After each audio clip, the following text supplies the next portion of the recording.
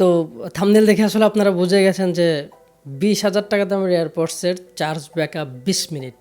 তো এই বিষয় নিয়ে আজকে কথা বলবো, স্টে টিউন।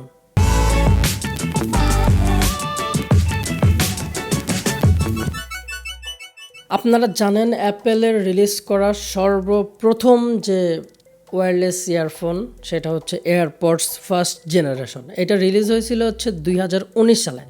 তো টুইস্ট হচ্ছে 3.5 বছরের মতো পার হয়ে গেছে। তো 3.5 বছর পর বা 4 বছর পর এইটার পারফরমেন্স কেমন, এই জিনিসটা আসলে আপনাদের সাথে শেয়ার করার জন্য আমি আসলে আজকের এই ভিডিওটি করা। তো এইটার রিভিউ কিন্তু আমি এখন দিচ্ছি না, এইটার আসলে স্পেসিফিকেশন বা এর মধ্যে কি আছে না আছে এইটা নিয়ে আমি আসলে বিস্তারিত বলতে চাচ্ছি না, কারণ সেম এই এয়ারপডসেরই একটা রিভিউ আমার চ্যানেলে করা আছে। তো আপনারা চাইলে সেটা দেখতে পারেন, আমি লিঙ্কটা ডিসক্রিপশনে দিয়ে দিব।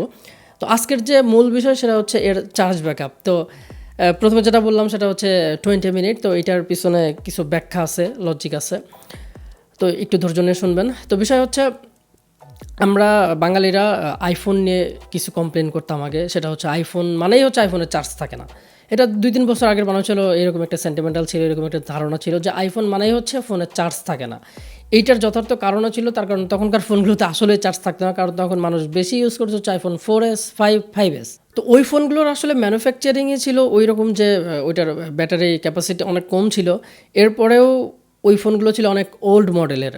তো এই কারণে হচ্ছে মানে ওল্ড মডেল বলতে আমি বোঝাচ্ছি হচ্ছে মানে মানুষ দেখা যাচ্ছে যে পুরাতন আইফোন কিনতো, তো কেনার পর আসলে এই কমপ্লেনগুলো করতো যে হ্যাঁ আইফোনের চার্জ থাকে না বা আইফোনের চার্জ ব্যাকআপ অনেক কম, এই টাইপের কমপ্লেন কিন্তু মানুষের মধ্যে ছিল। তো এইটার কারণ কিন্তু ওই দুইটাই, একটা হচ্ছে ওটার ব্যাটারি ক্যাপাসিটি মানে ইন জেনুইন কম ছিল, আর আরেকটা কারণ ছিল হচ্ছে মানুষজন ইউজড আইফোন কিনতো, সো ব্যাটারি অনেক সাইকেল কাউন্ট হওয়ার পর এই কমপ্লেনগুলো মানুষ করতো।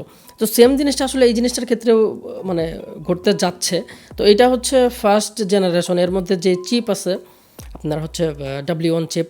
তো এইটা কিন্তু মানে একদম ফার্স্ট প্রোডাকশন লাইনের একদম ফার্স্ট সিরিজের একটা audio processor, wireless audio processor. তো যার কারণে এইটার যে ব্যাটারি পাওয়ার ইফিসিয়েন্সি মানে মোটামুটি লেভেলের ভালো, বাট হাইলি এফিসিয়েন্ট না। এটা হচ্ছে 1 নম্বর পয়েন্ট। আর 2 নম্বর পয়েন্ট, এর যে মানে বিল্ট ইন ব্যাটারি সাইজ এটা কিন্তু খুবই অল্প। তো এটা যদিও অ্যাপেল কোথাও সার্টিফাইড করে না, আসলে এক্স্যাক্টলি কত এটা আসলে না খোলা পর্যন্ত বোঝা যাবে না আসলে এক্স্যাক্টলি কত মিলি অ্যাম্প বা অ্যাম্পের ব্যাটারির মধ্যে আছে।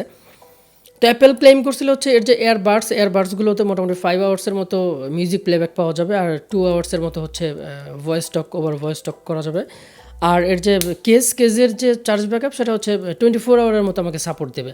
তো প্রথমের দিকে এগুলো আসলে ঠিকঠাক ছিল এবং ভালোভাবেই সার্ভিস দিয়ে যাচ্ছিল, বাট এখন আফটার 3 ইয়ার্স পর এসে এটার যে ব্যাকআপ, এটার এয়ারবাডসগুলো আসলে মোর দ্যান 20 মিনিট এটা ক্রস করতে কখনোই সম্ভব হচ্ছে না। মানে 20 মিনিটের উপরে আসলে ব্যাকআপ আমি পাচ্ছি না ফুল সাউন্ডে, বাট সাউন্ড একটু কমে রাখলে সেক্ষেত্রে 30 মিনিটের মতো ব্যাকআপ পাওয়া যায়। আর যে কেজের চার্জ ব্যাকআপ এখনও ঠিকঠাক আছে মোটামুটি। তো যাই হোক, যেটা মেইন প্রবলেম সেটা হচ্ছে এইটার যে ব্যাটারি, এটা কিন্তু এখন পর্যন্ত বাংলাদেশে মানে সেরকম অথরাইজড কোনো মানে সার্ভিস সেন্টার নাই যেখানে নিয়ে আমি আসলে এটার ব্যাটারিগুলো চেঞ্জ করে নিতে পারবো। তো পয়েন্ট হচ্ছে আমি 20,000 টাকা দিয়ে এটা কিনেছিলাম সামথিং, মানে 20,000-এর আশেপাশে। তো বাংলাদেশে মেবি এটা 18,000 19,000 এইরকম দাম। তো যাই হোক, 4 বছর পরে এইটার ভ্যালু হয়ে যাবে 0। কীভাবে? কারণ এইটার যখন ব্যাটারি আমি কোনো মানে ট্রাস্টেড কোনো সার্ভিস সেন্টার থেকে এটার ব্যাটারি চেঞ্জ করতে পারছি না, বা বাংলাদেশে আদৌ এইটার ব্যাটারি চেঞ্জ করা যাবে কি না আমি এটা এখনও স্টিল কনফিউজ। সো এইটার ব্যাটারি ব্যাকআপ যদি আরও কমে যায়, like 10 minutes or something like that, এরকম যদি ব্যাকআপ চলে আসে সেক্ষেত্রে কিন্তু এটা ইউজলেস, এটা কিন্তু আর ইউজ করা যাবে না। বাট যদি কোয়ালিটির কথা বলি, মানে sound quality, sound distortion, voice quality, এগুলো কিন্তু এখনও একদম সেম, একদম প্রথম দিন ব্র্যান্ড নিউ অবস্থায় যেরকম ছিল এখন same performance, same sound quality, same response, functionality, everything same, expect battery issue. তো এইটা হচ্ছে মেইন প্রবলেম। আর যদি ব্যাটারিটা আমি সামহাও চেঞ্জ করতে না পারি, এটা স্ট্রেট ফেলে দেওয়া ছাড়া এটার আর কোনো ইউজ নাই। তো এখন আমি আসলে বলবো যে আপনারা যারা এয়ারপডস কিনতে চাচ্ছেন, মানে কারা কিনবেন তাদের জন্য আসলে কিছু কথা। তো আপনারা যারা নিতান্তই মনে করেন যে হ্যাঁ আমি আসলে 15-20 হাজার টাকা যদি একটা এয়ারপডস কিনি এবং 2-3 বছর পরে যদি আমার ফেলে দিতে হয়, ইটস ওকে, ডাজন্ট ম্যাটার, তো আপনারা অবশ্যই এটা কিনতে পারেন। মানে বর্তমান বাংলাদেশ প্রেক্ষাপটে আমি এটা বলছি। আর এইটা যেহেতু ব্যাটারি চেঞ্জ করার উপায় নাই যে আপনি চার্জ ক্যাপাসিটি বাড়াবেন, সো আমার মনে হয় যে এখন কথাটা যথার্থ। আর এরপরেও যারা শখ করে কিনতে চান, যে শখের তোলা লাখ টাকা, যদি এই সেন্সে কিনতে চান তাহলে ইটস ওকে। বাট আপনি যদি মনে করেন যে না আমি এখন কিনলাম, কিছুদিন পরে আবার সেল করবো, আবার আর একটা কিনবো, এই মাইন্ডে কিনলে আমার মনে হয় যে ভাই আপনার এটা কেনার দরকার নাই। কারণ আপনি 2-1 বছর এটা ইউজ করলে এটা চার্জ ব্যাকআপ আস্তে আস্তে কমতে কমতে লাস্টে একটা পর্যায়ে এটা একদমই ইউজলেস হয়ে যাবে।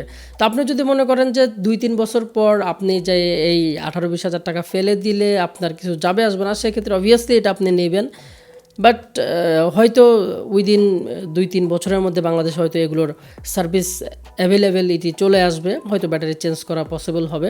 তো তখন এইটার কিন্তু এই প্রবলেমটা থাকবে না। তো আমার অনেক ভাই বোনেরা আছে যারা হচ্ছে ক্লেম করে যে আসলে এত টাকা দিয়ে এই এয়ারপডস কেনার মানে বিহাইন্ড দ্য রিজন কি। তো এটার অবভিয়াসলি রিজন আছে।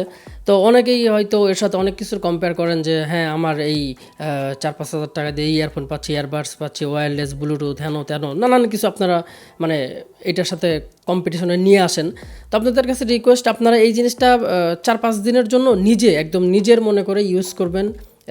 অবশ্যই সেটা মানে অ্যাপেল ডিভাইসের সাথে আইফোন, ম্যাকবুক, আইপড, তো মানে আইপ্যাড, মানে এইগুলোর সাথে আপনারা ইউজ করে দেখবেন 4-5 দিন একদম নিজের মনে করে যে আসলে এই জিনিসটা কতটুকু হ্যাসেল ফ্রি। আপনি যে কোনো ইয়ারফোনের কথা বলেন বাজারে যেগুলো আছে ওয়্যার্ড বা ব্লুটুথ, সবগুলোতেই মানে কানেকশন সাকসেস করার জন্য যে টাইম লাগে যত কমই হোক মিনিমাম 5 সেকেন্ডের মতো আপনার লাগবে। ওয়্যার্ড হলে তো কথাই নেই, আপনার একবার ওয়্যার্ড আপনার ফোনে কানেক্ট করতে হবে, দেন আপনার কানের মধ্যে আবার সেই ইয়ারফোন লাগাইতে হবে, তারপরে আপনার সাউন্ড আপনি ট্রান্সফার করতে পারবেন। আর এর মধ্যে যদি আমাদের যে অভ্যাস সেটা হচ্ছে ইয়ারফোন পকেটের মধ্যে রাখি, ব্যাগের মধ্যে রাখি, সেখানে পেঁচিয়ে টেচে যায়, সো তো প্যাচ খুলতে খুলতে দেখা যায় যে আরও 2-1 মিনিট চলে যায়। তো এইটা আসলে সবথেকে বেশি হ্যাসেল। তো এই সব হ্যাসেল থেকে মুক্তির জন্যই কিন্তু মূলত ওয়্যারলেস ইয়ারফোনের মানে আবির্ভাব। তো যে সমস্ত ওয়্যারলেস ইয়ারফোন বাজারে আছে সেগুলোতেও কিন্তু কী করতে হয়, আপনার ব্লুটুথ ইয়ারফোন যে এইটা কিন্তু অবশ্যই আপনার অন করতে হয়। তো মানে ব্লুটুথ ইয়ারফোনটা অন করার জন্য আপনাকে 2-3 সেকেন্ড টাইম লাগে, এরপরে সে রেডি হয়, ফোনের সাথে পেয়ার হয়, দেন রেডি। বাট এই জিনিসটা হচ্ছে পুরাই ম্যাজিক্যাল ছিল, এইটার মধ্যে কোনো পাওয়ার অন অফের সুইচ নাই।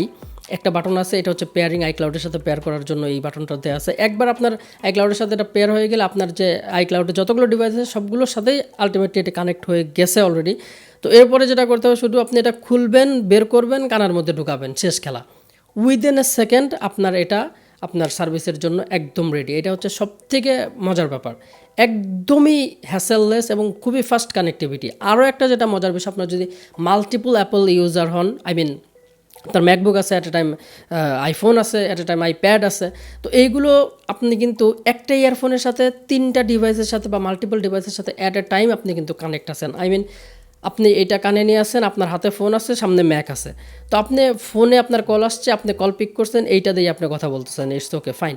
দেন আপনার কথা শেষ, আপনি ম্যাকে কাজ করতেছেন, এইটা অটো সুইচ করে নিয়েছে, এত ফাস্ট, এত চোখের নিমেষে সুইচ করবে, কখন আপনার ফোন থেকে ডিসকানেক্ট হয়েছে, আপনার ম্যাকের সাথে কানেক্ট হয়েছে এটা আপনি নিজেও বুঝবেন না। আবার ম্যাকে কাজ শেষ, আবার ফোনে আপনি ফিরে আসছেন, ফোনে গান শুনবেন, আবার আপনার চোখের নিমেষে এসে আবার ফোনের সাথে কানেক্ট হয়ে গেছে। এটা আসলে বেসিক্যালি আপনার সবগুলো ডিভাইসের সাথে, যেহেতু আইক্লাউডের সাথে কানেক্টেড, সবগুলো ডিভাইসের সাথেই মানে হিডেনলি কানেক্টেড থাকে, কোনোটার সাথেই ডিসকানেক্ট কখনোই হয় না, জাস্ট শুধু ডিভাইসগুলো সুইচ করে কোনটার সাথে ট্রান্সমিট রিসিভ করবে। তো এটা আসলে খুবই ইন্টেলিজেন্ট এই জিনিসগুলো। তারপরেও এর যে আপনার যে প্রক্সিমিটি সেন্সর আছে, এটা আরও অ্যাডভান্স, কানের থেকে খোলার সাথে সাথে আপনার মিউজিক প্লে পজ হয়ে যাবে, দেন আবার রিইনসার্ট করলে আবার প্লে হবে। তো এই সমস্ত ফিচার যদি এখন অনেক কম দামি ইয়ারফোনেও চলে আসছে। তারপরে এর যে আপনার ট্যাপিং সিস্টেম, ট্যাপ করে আপনি হচ্ছে নেক্সট সং, প্রিভিয়াস সং, তারপরে আরও বেশ কিছু কন্ট্রোল আপনারা এটা দিয়ে করতে পারবেন। যাই বিস্তারিত আমার প্রিভিয়াস ভিডিওতে আপনারা দেখতে চাইলে দেখতে পারেন। আজকের যেহেতু বিষয়টা ছিল চার্জ, তো আমার মনে হয় এনাফ বলেছি। তো এই ছিল আজকের ভিডিওটি কেমন লাগলো সেটা অবশ্যই কমেন্টস করে জানাবেন। ভালো লাগলে লাইক, ভালো লাগলে ডিসলাইক, আর ভিডিওটি যদি সত্যি ভালো লেগে থাকে তাহলে অবশ্যই সাবস্ক্রাইব করে পাশে থাকবেন। আর দেখা হবে পরবর্তীতে নতুন কোনো ভিডিও নিয়ে। Till then, keep safe.